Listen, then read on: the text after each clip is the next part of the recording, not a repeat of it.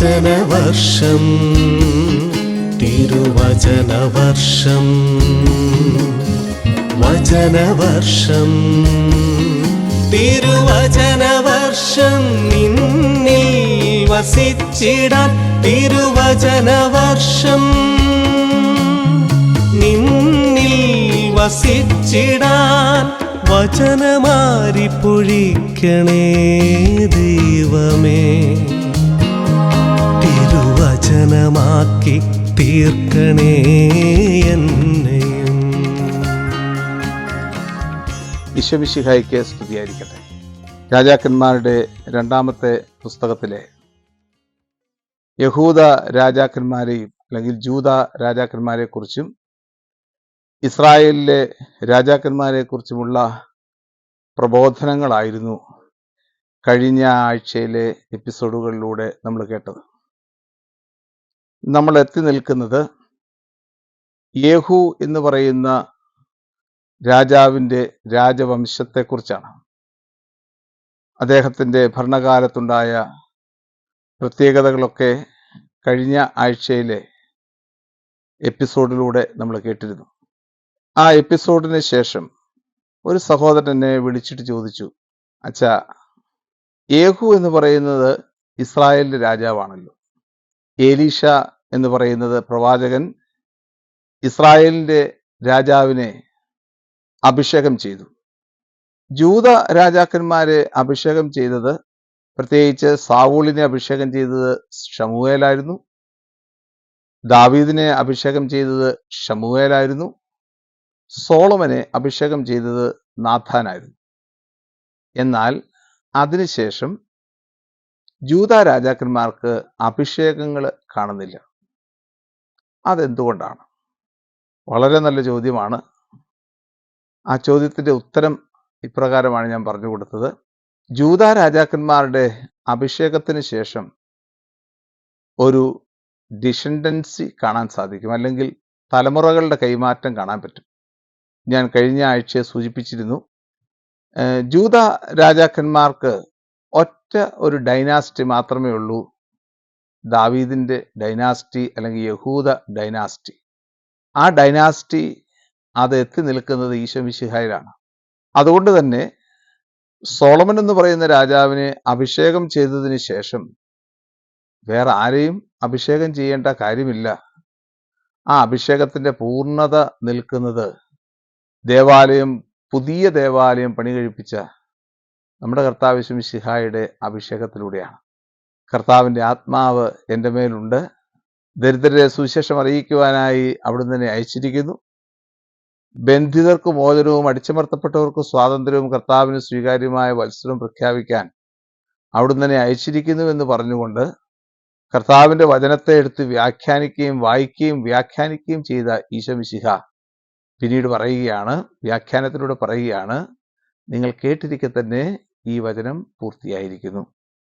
കർത്താവിൻ്റെ അഭിഷേകം അവിടെയാണ്. ആ അഭിഷേകത്തെയാണ് നമ്മൾ ഈശോമിശിഹായുടെ അഭിഷേകമാണ് ജൂത രാജാക്കന്മാരുടെ അഭിഷേകത്തിൻ്റെ പരിസമാപ്തിയായിട്ട് കാണുന്നത്. ബാക്കിയുള്ള രാജാക്കന്മാർക്കൊക്കെ അഭിഷേകങ്ങൾ അവരുടെ പിതാക്കന്മാരുടെ തലമുറകളിലൂടെ കിട്ടിയതാണ്. എന്നാൽ ഇസ്രായേലിൻ്റെ കാര്യം അങ്ങനെയല്ല, പല ഡൈനാസ്റ്റികളാണ്. ജെറോബോവാം ഡൈനാസ്റ്റിക്ക് അഭിഷേകം കിട്ടിയില്ല. അഹിയ എന്ന് പറയുന്ന പ്രവാചകൻ അദ്ദേഹത്തെ ഇതിനു വേണ്ടി നിയമിച്ചു എന്ന് മാത്രമേ ഉള്ളൂ. അതിനുശേഷം കടന്നു വരുന്ന ബാഷ ഡൈനാസ്റ്റിക്കോ ഓംറി ഡൈനാസ്റ്റിക്കോ ഒന്നും അഭിഷേകമില്ല. എന്നാൽ ഏലീഷായുടെ പ്രവാചകന്റെ പ്രേരണയാൽ യേഹൂ എന്ന് പറയുന്ന രാജാവിനെ അഭിഷേകം ചെയ്തു. എന്തിനാണ് അഭിഷേകം ചെയ്തതെന്ന് കൃത്യമായിട്ട് അവിടെ പറയുന്നുണ്ട്. ആ അഭിഷേകത്തിൻ്റെ പ്രാധാന്യമാണ് ഇന്നത്തെ ക്ലാസ്സിലൂടെ അവതരിപ്പിച്ചതിന് ശേഷം തുടർന്ന് വരുന്ന ഭാഗങ്ങൾ നമ്മളൊന്ന് പെട്ടെന്നൊന്ന് പറഞ്ഞു പോവുകയാണ്. കാരണം ഇതിനകത്ത് നമുക്ക് വായിച്ചു കഴിഞ്ഞാൽ മനസ്സിലാകുന്ന രീതിയിലുള്ള സംഗതികളാണ് കൊടുത്തിരിക്കുന്നത്. അതുകൊണ്ട് തന്നെ നമുക്കൊന്ന് പെട്ടെന്ന് കടന്നു പോകാം. കാരണം ധാരാളം പോർഷൻസ് ഇനി തീരാനുണ്ട്. ഈ രാജാക്കന്മാരുടെ പുസ്തകത്തിന് ശേഷം ഇതേ തുടർന്നാണ് പ്രവാചകന്മാരുടെ പുസ്തകങ്ങൾ മുന്നോട്ട് പോകുന്നത്. അതുകൊണ്ട് നമുക്ക് അല്പം കൂടെ സ്പീഡിൽ ഓരോ ഭാഗങ്ങളും കാണാൻ ശ്രമിക്കാം. ഇസ്രായേലിന്റെ രാജാവായ യേഹൂവിനെ അഭിഷേകം ചെയ്തപ്പോൾ അദ്ദേഹത്തിന്റെ ജീവിതത്തിൽ കടന്നു വന്ന ചില കാര്യങ്ങളെക്കുറിച്ചാണ് 9-10 അധ്യായങ്ങൾ പ്രതിപാദിച്ചിരിക്കുന്നത്. ഒന്നാമതായിട്ട് നമുക്കറിയാം, നാബോത്തിന്റെ മുന്തിരിത്തോട്ടം, അത് നാബോത്ത് എന്ന് പറയുന്ന പാവപ്പെട്ട മനുഷ്യനെ വധിച്ച് കൈക്കലാക്കി ആഹാബിനെതിരെ പ്രവാചകനായ ഏലിയ ഒരു ശാപവാക്ക് നൽകുന്നതായി 1 രാജാക്കന്മാരുടെ പുസ്തകം 21-ാമത്തെ അധ്യായത്തിൽ രേഖപ്പെടുത്തിയിട്ടുണ്ട്. അതിന്റെ ശാപം നിന്റെ രക്തം നായ്ക്കൾ നക്കി കുടിക്കുമെന്നുള്ളതാണ്. അത് പൂർത്തിയായത് 22-ാമത്തെ അധ്യായത്തിലെ സിറിയ യുദ്ധവുമായിട്ട് ബന്ധപ്പെട്ടതാണെന്ന് നമ്മൾ മനസ്സിലാക്കി. അതേപോലെയുള്ള ഒരു ശാപം ജസബൽ രാജ്ഞിക്കും ഉണ്ടായിരുന്നു. അവളുടെ രക്തവും നായ്ക്കൾ നക്കി കുടിക്കും എന്ന് പറഞ്ഞുകൊണ്ട് അവളുടെ മരണത്തെ ഏലിയ പ്രവാചകൻ മുൻകൂട്ടി പ്രവചിച്ചിരുന്നു. അതിന്റെ പൂർത്തീകരണമാവുന്നത് യേഹൂ എന്ന് പറയുന്ന ഈ ഇസ്രായേൽ രാജാവിന്റെ കാലഘട്ടത്തിലാണ്. അതേക്കുറിച്ച് പ്രതിപാദിച്ചിരിക്കുന്ന ഭാഗമാണ് 9-ാമത്തെ അധ്യായം 30 മുതലുള്ള തിരുവചന ഭാഗങ്ങളിൽ. അപ്പോൾ 1 രാജാക്കന്മാരുടെ പുസ്തകത്തിന്റെ 21-ാമത്തെ അധ്യായത്തിൽ നടന്ന സംഭവങ്ങളെ 2 രാജാക്കന്മാരുടെ പുസ്തകത്തിൽ 9-ാമത്തെ അധ്യായത്തിൽ അവതരിപ്പിക്കുന്നതിലൂടെ വിശുദ്ധ ഗ്രന്ഥകാരൻ പ്രവാചകന്റെ പ്രത്യേകതയെക്കുറിച്ചും അതുപോലെ തന്നെ പ്രവാചകന്റെ ദൈവിക ശക്തിയെക്കുറിച്ചും ശാപത്തെക്കുറിച്ചുമുള്ള മുന്നറിയിപ്പ് നമുക്ക് നൽകുകയാണ്. അതുമാത്രമല്ല, അധാർമികതയും അനീതിയും ഏക ദൈവത്തിൽ നിന്ന് ബഹുദൈവങ്ങളെ ആരാധിക്കുന്ന സ്വഭാവവും ഇസ്രായേലിലെ ഉണ്ടാകാൻ പാടില്ല എന്നുള്ളതിൻ്റെ ഒരു താക്കീത് കൂടിയാണ് ഏലിയ പ്രവാചകൻ നമുക്ക് നൽകുക.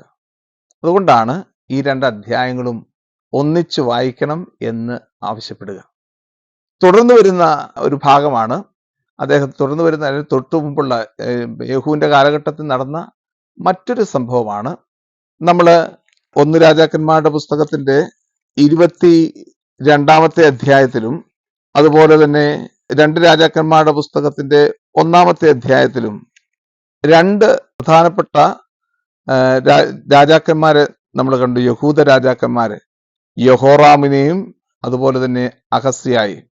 യഹോറാമിന്റെയും അഹസ്യായുടെയും പ്രത്യേകത എന്താണെന്ന് കഴിഞ്ഞ ആഴ്ച ഞാൻ പറഞ്ഞിരുന്നു. യഹോറാമാണ് അത്താലിയ എന്ന് പറയുന്ന ഇസ്രായേലിന്റെ മകളെ ഭാര്യയായിട്ട് സ്വീകരിച്ചത്. ഓംറിയുടെ ഡൈനാസ്റ്റിയിലെ ഓംറിയുടെ പുത്രിയായ അത്താലിയായെ യഹോറാം ഭാര്യയായി സ്വീകരിച്ചപ്പോൾ ഇസ്രായേലിന്റെ ഭരണം യൂദാദേശത്ത് വന്നു. പ്രത്യക്ഷത്തിൽ നമുക്കത് സന്തോഷകരമായിട്ട് തോന്നാം. എന്ന് പറഞ്ഞാൽ, ഇത്രയും നാളും ഇസ്രായേലും യൂദായും തമ്മിൽ യുദ്ധമായിരുന്നല്ലോ, ഇപ്പോൾ ആ യുദ്ധമൊക്കെ മാറി ശാന്തത കൈവന്നില്ലേ? അതിനൊരു കാരണമായില്ലേ? പ്രത്യക്ഷത്തിൽ നമുക്കങ്ങനെ തോന്നാം. പക്ഷേ ഇസ്രായേലിന്റെ ഭരണം യൂദാദേശത്ത് വരിക എന്ന് പറയുന്നത് യൂദായെ സംബന്ധിച്ചിടത്തോളം ഇത്രമാത്രം വേദന നൽകുന്ന കാര്യമാണ്. ഇസ്രായേലിന്റെ ദൈവത്തെ മറന്ന് യൂദാദേശത്തുള്ള യഹോവയാകുന്ന ദൈവത്തെ മറന്ന് ഇസ്രായേലിന്റെ ദൈവങ്ങളെ പ്രതിഷ്ഠിക്കുന്ന നാളുകളായിരുന്നു അത്. യഹോറാമിന്റെ പുത്രനായിരുന്നു അഹസ്യായെ കുറിച്ചുള്ള വിവരണം 2 രാജാക്കന്മാരുടെ പുസ്തകത്തിന്റെ 1-ാമത്തെ അധ്യായത്തിൽ നമ്മൾ കണ്ടു കഴിഞ്ഞു.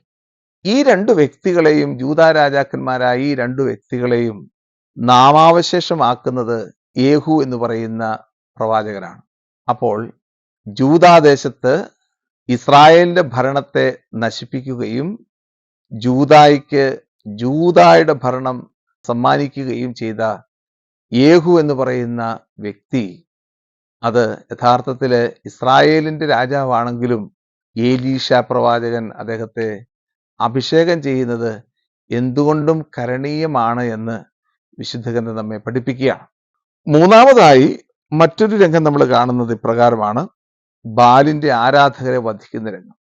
അത് 10-ാമത്തെ അധ്യായത്തിലെ 18 മുതലുള്ള തിരുവചന ഭാഗങ്ങളിലാണ്. ഇസ്രായേലിലെ ഏറ്റവും വലിയ ദേവനായിരുന്നു ബാല്, മറ്റൊരു ദേവതയാണ് അക്ഷേര. ഇങ്ങനെയുള്ള ബാൽദേവനെ ആരാധിച്ചിരുന്ന പുരോഹിതന്മാരെ എല്ലാവരെയും ഇസ്രായേലിന്റെ രാജാവായ യേഹൂ വിളിച്ചു കൂട്ടുകയും അവർ വന്നപ്പോൾ എല്ലാവരെയും വധിക്കുകയും കൂട്ടത്തോടുകൂടി വധിക്കുകയും ചെയ്ത് ബാൽ ആരാധന ഇസ്രായേലിൽ നിന്ന് തൂത്തെറിയാൻ വേണ്ടി ശ്രമിച്ച ഒരു വ്യക്തിയും കൂടിയാണ് യേഹൂ എന്ന് പറയുന്ന രാജാവ്. ഇങ്ങനെ യേഹൂവിന്റെ 3 പ്രധാനപ്പെട്ട ഭരണപരിഷ്കാരങ്ങളിലൂടെ ഏകദേശം യഹോവയാകുന്ന ദൈവത്തിന് പ്രത്യേകമായിട്ടൊരു പ്രാധാന്യവും പ്രശസ്തിയും ഒക്കെ കൊടുക്കുന്ന ഒരു രംഗമായതുകൊണ്ടാണ്, ഒരു സംഭവമായതുകൊണ്ടാണ് യേഹൂ എന്ന് പറയുന്ന ഇസ്രായേലിന്റെ രാജാവിനെ അവിടെ എലീഷ എന്ന് പറയുന്ന പ്രവാചകൻ അഭിഷേകം ചെയ്യുന്നത്. ഇതാണ് നമ്മൾ കാണുന്ന ഈ 9-10 അധ്യായങ്ങളുടെ രത്നച്ചുരുക്കം എന്ന് നമുക്ക് പറയാൻ പറ്റും.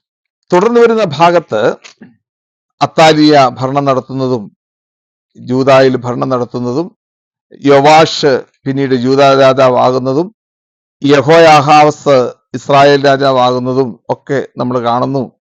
എലീഷയുടെ മരണത്തെക്കുറിച്ചുമൊക്കെ നമ്മൾ സംസാരിക്കുന്നു. ഇതെല്ലാം മുന്നോട്ട് പോകട്ടെ.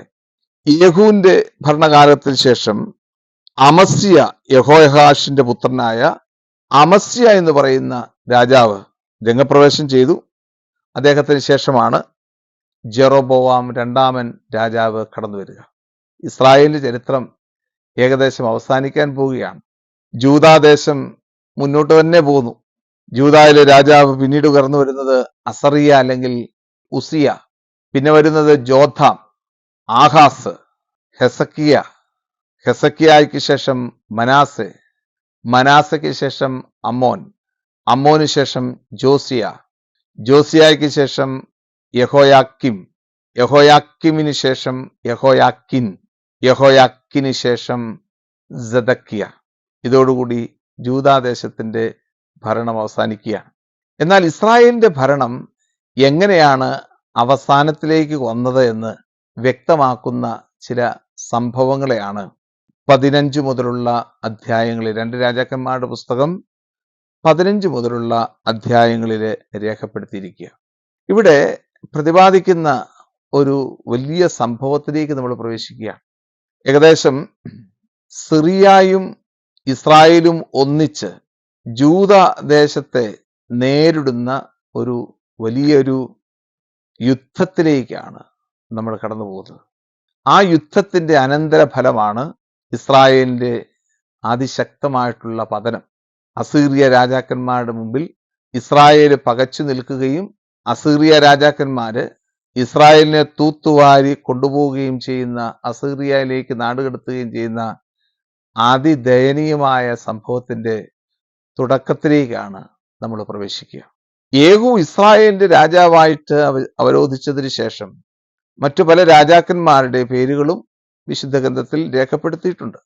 അവരുടെ പ്രത്യേകതകളൊന്നും പറയേണ്ട കാര്യമില്ല, വായിച്ചു കഴിഞ്ഞാൽ മനസ്സിലാക്കിക്കൊള്ളും.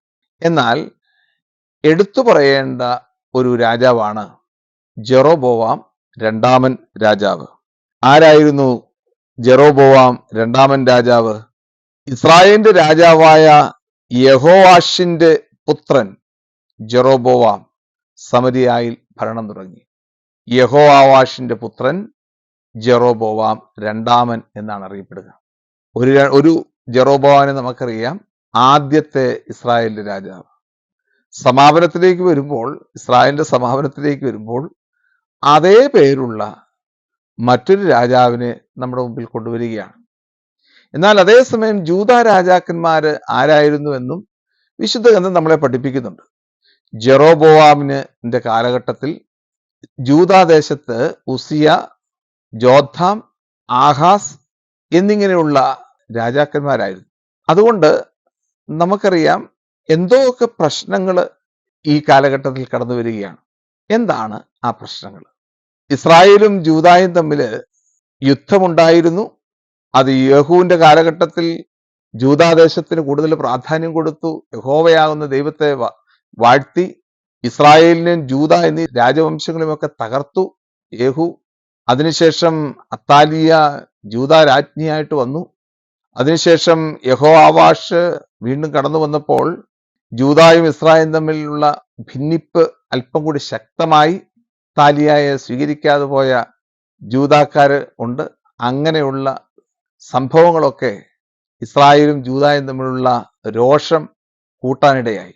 തുടർന്ന് വരുന്ന രംഗമാണ് നമ്മൾ കാണുക. ജെറോബോവാം സെക്കൻഡിന്റെ കാലഘട്ടത്തിൽ ജൂദാ രാജാവായിരുന്ന അസറിയ അല്ലെങ്കിൽ ഉസിയ എന്ന് പറയുന്ന രാജാവ്, അവരുടെ കാലഘട്ടത്തിൽ ഇസ്രായേലും ജൂദായും തമ്മിൽ സ്നേഹത്തിലായിരുന്നു. പ്രത്യേകിച്ച് കാരണങ്ങളൊന്നുമില്ല, മറിച്ച് അവരൊരു സന്ധിബന്ധത്തിൽ ഒക്കെ ഏർപ്പെട്ടു. ഇപ്രകാരം അസറിയ അല്ലെങ്കിൽ ഉസിയ എന്ന് പറയുന്ന രാജാവ് ഈ സ്നേഹത്തെ മുതലെടുത്തു. എങ്ങനെയാണ് മുതലെടുക്കുന്നത്?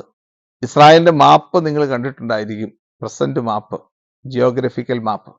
അതില് എക്സ്ട്രീം നോർത്ത് എന്ന് പറയുന്നത് ലെബനോണിന്റെ പ്രദേശമാണ്. എക്സ്ട്രീം സൗത്ത് എന്ന് പറയുന്നത് ഏദോം, ഈജിപ്തിന്റെ ബോർഡറാണ്. ഏലാത്ത് എന്നാണ് പറയുന്ന ആ സ്ഥലത്തിന് പറയുന്ന പേര്. അവിടെയാണ് ചെങ്കടലിന്റെ ഗൾഫ് ഉള്ളത്. Gulf of the sea of red sea എന്നാണ് പറയുക.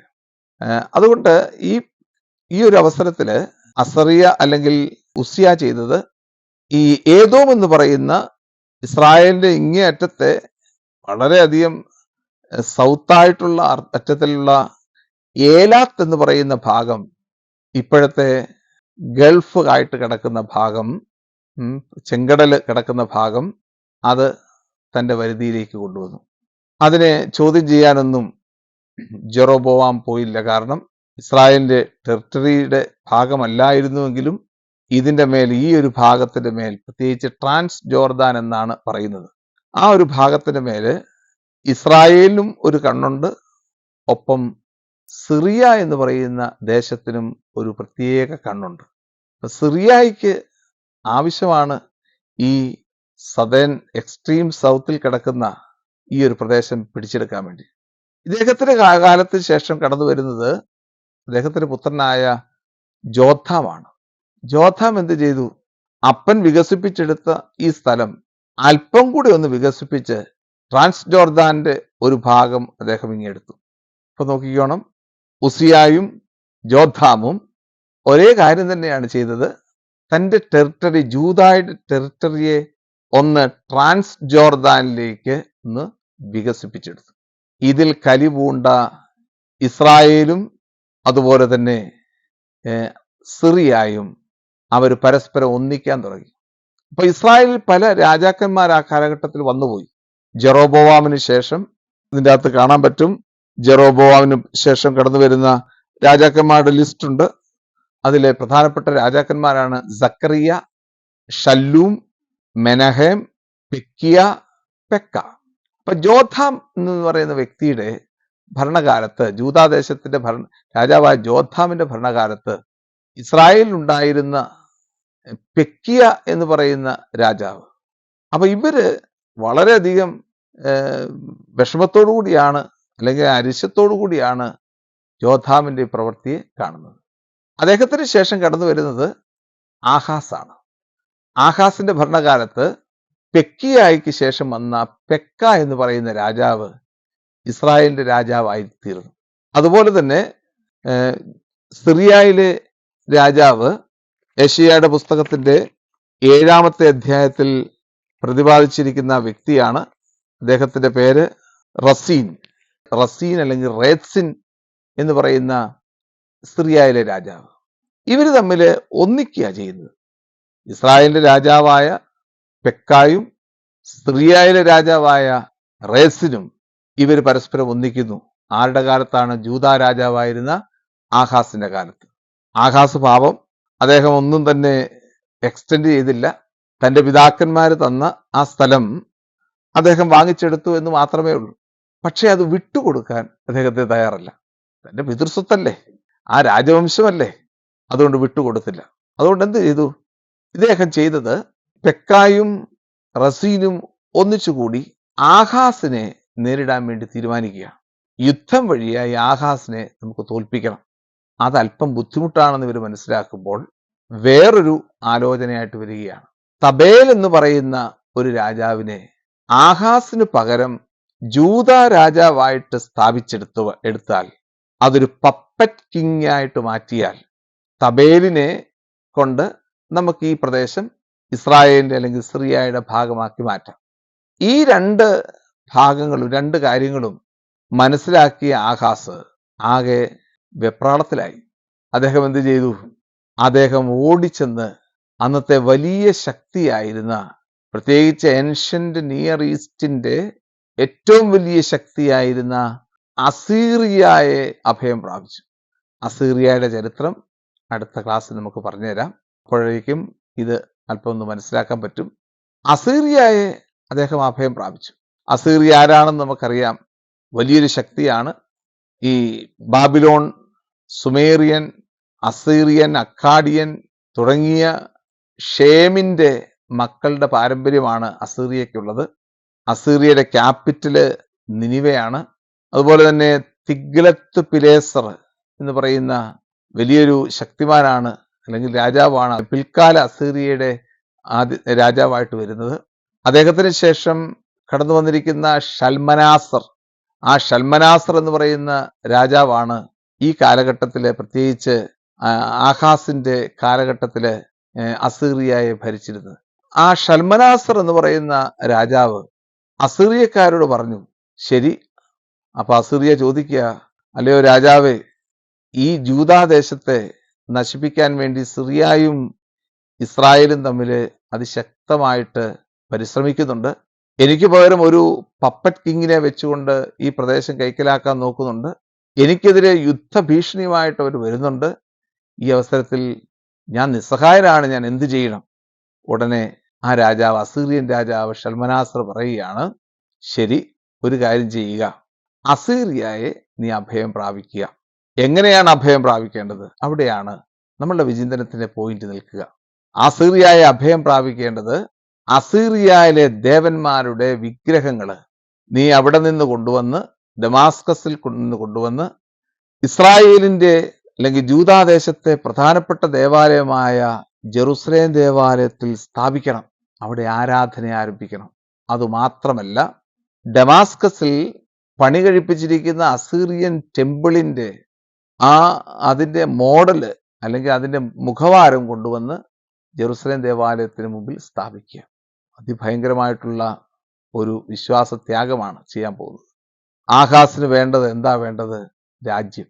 വിശ്വാസമൊന്നുമല്ല ആഹാസിന് വേണ്ടത്, രാജ്യം മാത്രമാണ്. അതുകൊണ്ട് അദ്ദേഹം എന്ത് ചെയ്തു? അസീറിയയ്ക്ക് വഴങ്ങി. ജൂദാ രാജാവായ അഹസ്യ അസീറിയക്കാരൻ പറഞ്ഞതുപോലെ വിഗ്രഹങ്ങൾ കൊണ്ടുവരികയും ദേവാലയത്തില് സ്ഥാപിക്കുകയും അസീറിയൻ ദേവാലയത്തിന്റെ മുഖവാരം കൊണ്ടുവന്ന് ദേവാലയത്തിന്റെ മുഖവാരത്തിൽ സ്ഥാപിക്കുകയും ചെയ്തു. ഇതാണ് സീറോ എഫ്രമൈറ്റ് ക്രൈസിസ് എന്ന പേരിൽ അറിയപ്പെടുക. 734 BC-യിലാണ് ഇത് സംഭവിക്കുക. ഇതിനുശേഷം അടുത്തൊരു രാജാവ് കടന്നു വന്നു, സാർഗൺ സെക്കൻഡ്. അദ്ദേഹത്തിന്റെ ഭരണകാലത്താണ് ഈ വലിയൊരു യുദ്ധമുണ്ടാകുന്നത്. അസീറിയയ്ക്ക് വേണ്ടി നിലകൊണ്ട ആഹാസിനോട് സ്നേഹപൂർവ്വം പെരുമാറുന്ന ഈ അസീറിയ രാജാവായ സാർഗൺ സെക്കൻഡിനെ കാണുന്നുണ്ട്. എങ്ങനെയാണ് സ്നേഹത്തോടുകൂടി പെരുമാറുന്നത്? ഇതാ കേട്ടുകൊള്ളുക. അടുത്തത്, സാർഗൺ സെക്കൻഡ് ഇസ്രായേലിനെ നശിപ്പിച്ചു. അതുപോലെ തന്നെ സിറിയയെ നശിപ്പിച്ചു. സിറിയയെ നാമാവശേഷമാക്കിയതിനു ശേഷം ഇസ്രായേലിന്റെ എല്ലാ ഗോത്രങ്ങളെയും 10 ഗോത്രങ്ങളെയും അസീറിയയിലേക്ക് നാടുകടത്തി. 722 BC-യിൽ നടന്ന അസീറിയൻ വിപ്ലവമാണ് പിന്നീട് നമ്മൾ കാണുക. അതോടുകൂടി ഇസ്രായേൽ എന്ന് പറയുന്ന രാജവംശം അവസാനിക്കുകയാണ്. ഇതാണ് പ്രധാനമായിട്ടും ഇനി കാണാൻ പോകുന്ന ഭാഗങ്ങളിലെ പ്രധാനപ്പെട്ട പ്രമേയം. 15 മുതൽ ഏകദേശം 16-17 അധ്യായങ്ങളൊക്കെ ഇതിന്റെ പ്രധാനപ്പെട്ട ഭാഗമായിട്ടാണ് വ്യാഖ്യാനിക്കപ്പെടുക. ഇതേ കാര്യം തന്നെയാണ് യഥാർത്ഥത്തിലെ യേശയ്യായുടെ പുസ്തകം 7-ാം അധ്യായത്തിന്റെ ആരംഭത്തിൽ നമ്മൾ കാണുക. അവിടെയാണ് കൃത്യമായിട്ട് പേരുള്ളത്. ഇതാ നമുക്കൊന്ന് വായിച്ചു നോക്കിക്കഴിഞ്ഞാൽ അറിയാം. യേശയ്യായുടെ പുസ്തകം 7-ാം അധ്യായം 1 മുതലുള്ള തിരുവചനങ്ങളിൽ എന്താണ് കൊടുത്തിരിക്കുന്നത്? പ്രസിദ്ധമായിട്ടുള്ള ഇമ്മാനുവേൽ പ്രവചനം എന്ന് പറയുന്ന ആ ഭാഗം നമ്മൾക്ക് ഇവിടെയാണ് കാണാൻ സാധിക്കുക. ജൂദാ രാജാവായിരുന്ന ഉസ്സിയായുടെ പുത്രനായ ജോദ്ധാമിന്റെ പുത്രൻ ആഹാസിന്റെ കാലത്ത് സിറിയ രാജാവായ റസീനും ഇസ്രായേൽ രാജാവും റമാലിയയുടെ പുത്രനുമായ പെക്കായും ജെറുസലേമിനെതിരെ യുദ്ധത്തിന് വന്നു. എന്നാൽ അവർക്ക് അതിനെ കീഴടക്കാൻ കഴിഞ്ഞില്ല. സിറിയ എഫ്രായിമിനോട് സഖ്യം ചെയ്തു കഴിഞ്ഞിരിക്കുന്നു ഇന്ന് ദാവീദ് ഭവനം അറിഞ്ഞപ്പോൾ കൊടുങ്കാറ്റിൽ വനത്തിലെ വൃക്ഷങ്ങൾ ഇളകുന്നത് പോലെ അവന്റെയും ജനത്തിന്റെയും ഹൃദയം വിറച്ചു. കർത്താവ് കണ്ടോ, ഇതാണ് സംഭവം. അതിന്റെ ഒരു പശ്ചാത്തലത്തിലാണ് ആഹാസിനോട് ദൈവമായ കർത്താവ് പറയുക, നീ സ്വർഗത്തോളം ഔന്നത്യമോ ഭൂമിയോളം ആഴമോ ഉള്ള ഒരു അടയാളം ചോദിച്ചു കൊള്ളുക, ഞാൻ തരാം, ചോദിക്കില്ലെന്ന് പറഞ്ഞു. ആഹാസിനോട് വീണ്ടും പറയുക, എന്നാൽ ഞാൻ നിനക്കൊരു അടയാളം തരാം. ഇതാ ഒരു യുവതി ഗർഭം ധരിച്ച് ഒരു പുത്രനെ പ്രസവിച്ചിരിക്കുന്നു, അവന് ദൈവം നമ്മോട് കൂടെ എന്നർത്ഥമുള്ള ഇമ്മാനുവേൽ എന്ന് നീ പേര് നൽകണം. അങ്ങനെയാണ് ഇമ്മാനുവേൽ പ്രവചനത്തിന്റെ ഉത്ഭവം കടന്നു വന്നിരിക്കുന്നത് എന്ന് നമ്മൾ മനസ്സിലാക്കുകയാണ്. അതിൻ്റെയൊക്കെ പശ്ചാത്തലം ഇതാണ്, പ്രത്യേകിച്ച് സീറോ എഫ്രമൈറ്റ് ക്രൈസിസ്. അതിനെ കുറിച്ചാണ് 2 രാജാക്കന്മാരുടെ പുസ്തകം 15, 16, 17 അധ്യായങ്ങൾ പറയുന്നത്. അപ്പോൾ നോക്കിക്കേ, ഇസ്രായേലും സിറിയയും തമ്മിൽ സഖ്യം ചേർന്ന് ജൂദാദേശത്തെ നശിപ്പിക്കാൻ ഒരുങ്ങുമ്പോൾ ജൂദ അസീറിയയെ അഭയം പ്രാപിക്കുകയും അസീറിയ ഇസ്രായേലിനെ നശിപ്പിക്കുകയും ഒപ്പം ഡമാസ്കസിനെ നശിപ്പിക്കുകയും ചെയ്യുന്ന രംഗങ്ങൾ അതാണ് യഥാർത്ഥത്തിൽ ഇസ്രായേലിന്റെ പതനത്തിന് കാരണമായിട്ട് മാറുന്നത്. അതാണ് ഇസ്രായേലിന്റെ പതനം. അസീറിയക്കാർ ഇസ്രായേലിനെ പരിപൂർണമായിട്ട് എടുത്തുകൊണ്ട് പോയി, ഒരൊറ്റ ഗോത്രം പോലും അവശേഷിപ്പിക്കാതെ കൊണ്ടുപോയി, സമരിയായെ കളഞ്ഞു. അങ്ങനെ അവിടെ വിജാതിയരായിട്ടുള്ള ആളുകളെ കൊണ്ട് നിറഞ്ഞു. അസീറിയയിൽ നിന്നും ബാബിലോണിൽ നിന്നും ഒക്കെ കടന്നു വന്ന വിജാതിരായിട്ടുള്ള ആളുകൾ അവിടെ പ്രവേശനം ആരംഭിച്ചു. അങ്ങനെയാണ് വിജാതിയുടെ ഗലീലി എന്ന് ആ പ്രദേശം അറിയപ്പെടാൻ തുടങ്ങിയത്. ഇനി അടുത്ത ഭാഗം അടുത്ത എപ്പിസോഡിലേക്ക് നമുക്ക് പ്രവേശിക്കാം. ഈ ഭാഗങ്ങളൊക്കെ വായിച്ച് മനസ്സിലാക്കിക്കൊണ്ട് നമുക്ക് മുന്നോട്ട് പോകാം. അതുപോലെ തന്നെ പ്രാർത്ഥിച്ചു കൊണ്ടുപോകാം. ഇതിൻ്റെ ഒരു ദൈവശാസ്ത്രം മുഴുവൻ തീർന്നിട്ടില്ല. ഈ ഭാഗത്തിന്റെ ദൈവശാസ്ത്രം മുഴുവൻ തീർന്നിട്ടില്ല, ചരിത്രം മാത്രമേ കഴിഞ്ഞിട്ടുള്ളൂ. ഇതിന്റെ ദൈവശാസ്ത്ര വശം അടുത്ത എപ്പിസോഡിൽ നിങ്ങൾക്ക് ലഭ്യമായിരിക്കും. അപ്പോൾ അതുവരെ ഇതിനെക്കുറിച്ച് പഠിക്കുക, പ്രാർത്ഥിക്കുക. പല രാജാക്കന്മാരുടെ പേരുകൾ പ്രതിപാദിക്കാതെ പോയിട്ടുണ്ട്. അത് വേണ്ട എന്ന് വെച്ചിട്ട് തന്നെയാണ്, കാരണം മനഃപൂർവ്വമായിട്ട് തന്നെയാണ്. എല്ലാവരുടെയും പേരുകളും അതുപോലെ തന്നെ അവരുടെ വർഷങ്ങളുമൊക്കെ നമുക്ക് പറഞ്ഞു പോകുമ്പോൾ അതിനകത്ത് പല വേരിയേഷൻസ് വരുന്നുണ്ട്. ആ വേരിയേഷൻസ് ഒന്നും പഠിച്ചു കഴിഞ്ഞാൽ കൂടുതൽ നമുക്ക് കൺഫ്യൂഷൻ ഉണ്ടാകുന്നതുകൊണ്ടാണ് നമ്മളത് പറയാത്തത്. എന്നാലും നമുക്ക് അറിഞ്ഞിരിക്കേണ്ടത് ഇവരുടെയൊക്കെ വർഷങ്ങളും സമയങ്ങളും കാലങ്ങളും ഒക്കെ ഏകദേശമൊക്കെ രേഖപ്പെടുത്തിയിരിക്കുന്നത് അസീറിയൻ അനൽസ് അല്ലെങ്കിൽ അസീറിയക്കാരുടെ രേഖകളിലൂടെയൊക്കെയാണ്. അവിടെ നിന്നൊക്കെയാണ് ഇതൊക്കെ ഏകദേശമൊക്കെ ആശയങ്ങൾ കിട്ടുന്നത്. അങ്ങനെയുള്ള പല രേഖകളുമൊക്കെ നമ്മൾ ഉള്ളതുകൊണ്ടാണ് അതിൻ്റെ എല്ലാം കൂടെ മിശ്രിതമായിട്ടുള്ള ഒരു ഭാവമാണ് വിശുദ്ധ ഗ്രന്ഥത്തിൽ കൊടുത്തിരിക്കുന്നത്. അതൊന്നുമല്ല നമുക്ക് പ്രധാനപ്പെട്ടത്, ദൈവത്തിൻ്റെ വചനത്തെ, ദൈവികമായിട്ടുള്ള വെളിപാടിനെ മനസ്സിലാക്കുക എന്നുള്ളതാണ്. അതിലേക്ക് ഇതിൻ്റെ ദൈവശാസ്ത്ര വശത്തിലേക്ക് നമുക്ക് അടുത്ത പ്രാവശ്യം കടന്നു വരാം. ദൈവം അനുഗ്രഹിക്കട്ടെ. ആമേൻ.